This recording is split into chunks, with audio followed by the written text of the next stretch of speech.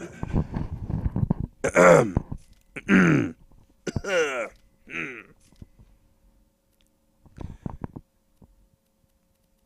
in the box?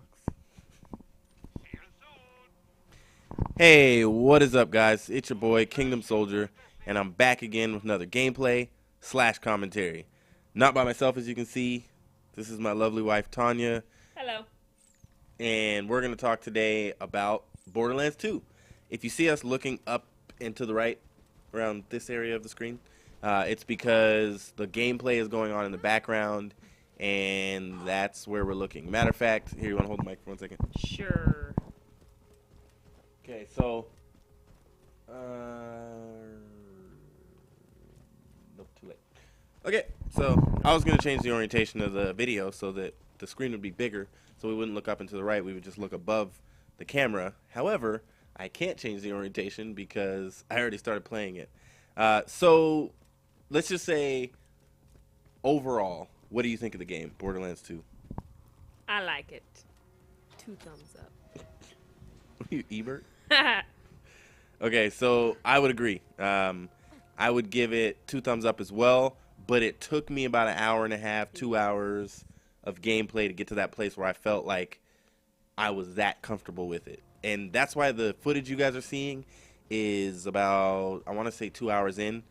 We played, of course, we got it yesterday. We played as soon as our kids went to bed for probably 3 hours. About, yeah. Too long, basically, because I had to get up and go to work. Tomorrow I got to work at 10, so once this commentary is over, if it's not too late, we'll probably play a little bit tonight. We did get engrossed in it. Like, I think in the beginning, neither one of us, because you didn't like the horizontal thing, right, that it was doing with the... Oh, God, no. Not at all. So, No.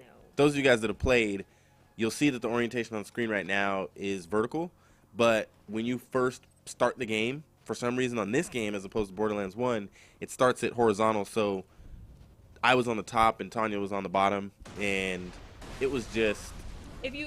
After you've played the first game for hours and hours and hours side by side, to then have to play top and bottom, it's annoying. And I'm not, I don't play other video games, especially with other people, so I'm not used to having to look at the entire screen and see what the other person's doing. I'd rather just focus on my side and know what's going on over there.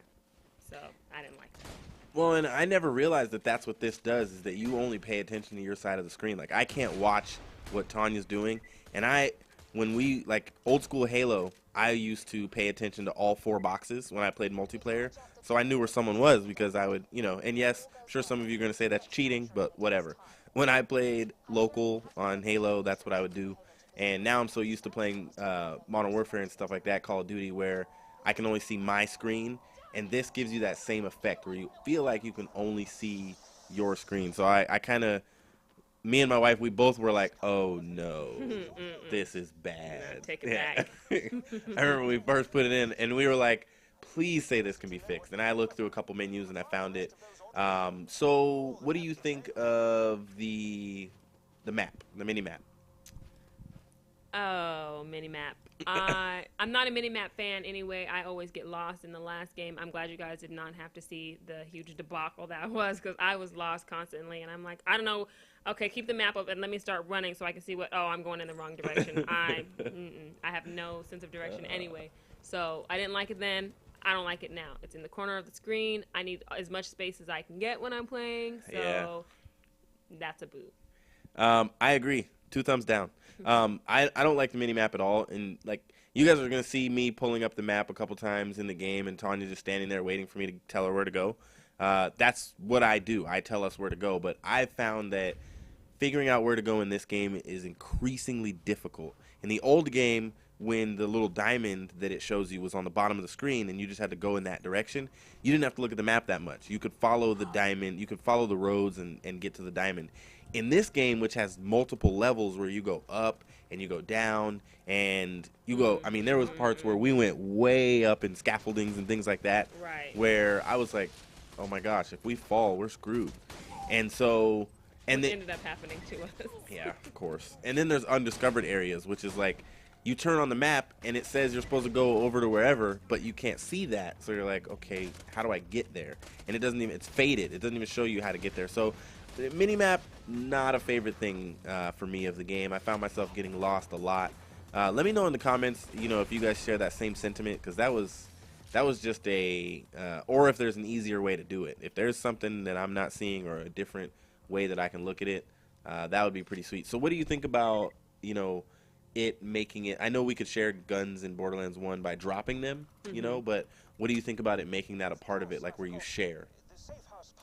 I especially like it only because in this game we get different guns. Like in the rewards, when you do, like I remember specifically doing the TK's mission in the last game, and we both got the TK's wave. Well, in this, if we're rewarded with a gun, we both have two separate options. So it ends up with like four different guns that we can get. So you pick something, I pick something, and I'm like, I hate this. I don't get what you get, and like we can trade. So I like the fact that we get separate things, and then we can trade them. That's good. Yeah, I agree. I like that. I'm a hog of anything that I see on the ground. Everything, not any, every. And that is something that, because I like to sell stuff, so I'll get, if a backpack can fit 15 things in it on Borderlands 2, I will get 15 things, and then I'll start dropping stuff if I see something more expensive, so that I can get the most money when I go to the ammo place or the medical place. I'll sell everything, and I always end up with a lot of money. I don't necessarily use it. I just like knowing that I have a lot. I like the leveling up in this game. Tanya keeps leveling up right before me, which is not the greatest. But I know there's something that you mentioned you don't like, and we were talking about the guns, is the automatic pickup thing, where you automatically pick up stuff when you run past it, or... Oh, right. Now, so you don't automatically pick up bullets, which would be a nice thing. It's good. Automatically pick up health, which, the game thinks is helpful. But when there's two of you, and one of you is more dead than the other, it's kind of like, okay, so, yeah, that was me. If you played the game, you notice in the beginning, you both start out with, like, no 10 health. or 35 or something. Yeah. And... so then Anthony's running past, and he's picking up all these healths, and I'm still dying in the corner. And I'm like, if I get shot once, especially because we have no shields, we're rude. dead, yeah. So I don't like the automatic pickup of health. If I could automatically pick up stuff that I wanted, that's great. Or if the other person... so Anthony will tell you he had to, run up to something and then run back real fast and say, oh, here's health. Make sure, you get it, so I don't pick it up. I completely agree. It drove me crazy because I would want Tanya to get something, and then she wouldn't be able to get it. And then I would die. I want to kind of shift gears a little bit in the commentary, guys. I know that most of you watch my videos because I always talk about serious topics and things like that, and talk about what's going on in my life. And the most important person in my life is sitting next to me, and most of what I do is all about her. And so part of the reason you guys haven't seen me upload is because I've been just blessed by being able to spend more time with my family. I've actually loved it, and we have free cable, I guess, a couple of channels. We can't really watch anything, and it drives us crazy because there's one channel that the TV sticks on the QVC, or it wants us to buy, and it's not even cool stuff. Like, there's a jewelry HS, what is it, Home Shopping Network? There's there's different versions, and there's like a jewelry one, or there's like the electronics. No, it gets stuck on like the bed sheets, and I can't watch a blanket for 2 hours, and then it won't let us turn the TV off, and so we're just stuck looking at this lady selling sheets. Yep. Awful. Now, to clarify, when she says it won't let us turn the TV off, like, we can't switch to Xbox, we can't switch to the computer, which is all on the same TV. We have the Xbox, our computer, and the television all hooked up to the same screen, and it won't let us switch to anything. When it gets on that channel, and we always get stuck on it because it stops a couple channels before that, and then it goes blank. And if you keep pressing up, it stops in that channel, and then it will not go up, it won't go down, you can't turn the volume up or down. It's like the weirdest thing ever. You have to literally unplug the cable cord in order to change the channel, and then plug the cable cord back in, and the cable's on. It's the weirdest thing ever, but I don't know about you, but I think the kids are really enjoying the house. Yeah, the new place. Yeah, they love it. They always want to be outside, which our kids never liked being outside, so it's nice. They're browning up. They're browning up. You guys will never see them on camera because they'll be pushing us and running around and smiling and yelling and screaming, and we will get to say nothing. It'll be very disappointing. And we do this kind of gaming and stuff when they're in bed. That's why it's so quiet right now, and we can talk this loud because all three kids are sleeping. Praise the Lord. So I've told all my subscribers, which I almost have 200. I was telling my wife, I'm at 180 something. I got a good number of subscribers from the last video I put up with my face on it. And Handsome face. thank you. And maybe in the next video, the next Borderlands video, we did want to do a video where we kind of talk about our likes and dislikes and what we think about the game. But maybe in the next video, we'll talk to you guys about a topic. And we haven't been too topical when we've done Kingdom and Wifey. But my wife has a lot to say. She's very smart.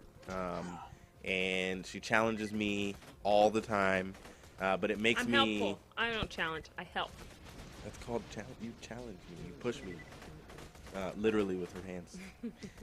But my wife pushes me. She makes me the man that I am by challenging my decisions and making sure that I'm putting when it comes to my ministry, making sure that I'm putting the kids at first for the decisions that I'm making and not anybody else. But it's all about the youth and what I'm doing for them.